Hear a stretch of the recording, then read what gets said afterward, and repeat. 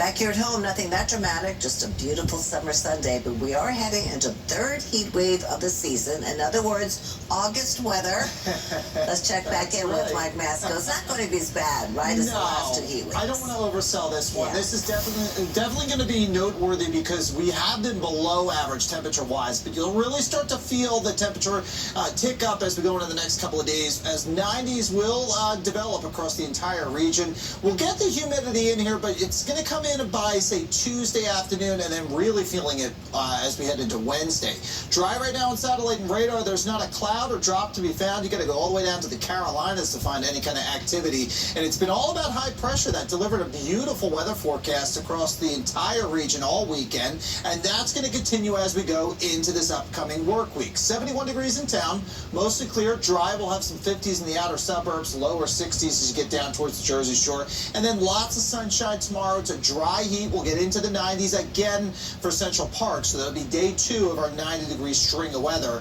Some lower, perhaps even middle 90s as you get into Bergen County, Essex, Hudson County, and then you go further up towards the north into the highlands of northern New Jersey. That's where we'll have temperatures into the 80s. Humidity levels are going to be down and tolerable. That's why it's going to be more of a dry heat for your day tomorrow. Watch out for the AQI, the air quality. You'll get into that moderate zone, so that'll be unhealthy for some sensitive groups.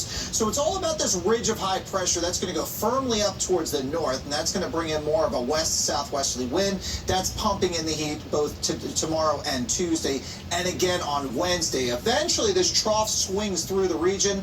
That'll bring in a shower or thunderstorm late in the afternoon on Wednesday, and that's going to knock back the heat by the end of the week. We have to talk about the tropics. We're getting into August now, and usually we watch out towards the Atlantic to see any kind of development. And there is an interesting feature coming off the African coast. National Hurricane Center believes this could become a named system over the next day or so. It would take on the name Aaron, and then the question becomes, where does it go from here? Here's the United States, so we got a lot of time to work with this, but there are some signs from the modeling saying this is going to get a little too close for comfort as we go into next weekend. So we're going to have to track this storm all week. If you have travel plans to the Bahamas, travel plans to Bermuda, you want to keep it locked here on Channel 11 as we track potential Aaron. And right now, when you look at the atmosphere, there's not much in the way of dust to kind of disrupt the circulation.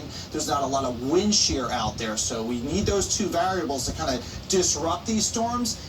That's not going in our favor, so Aaron could become a strong hurricane over the Atlantic over the next few days. Meanwhile, back close at home, it's a string of 90s right into the middle of the week. We'll talk about some gusty storms on Wednesday and Thursday, whether that will become a weather alert or not. Those details coming up in just a little bit. Heidi? Okay, Mike, thank you.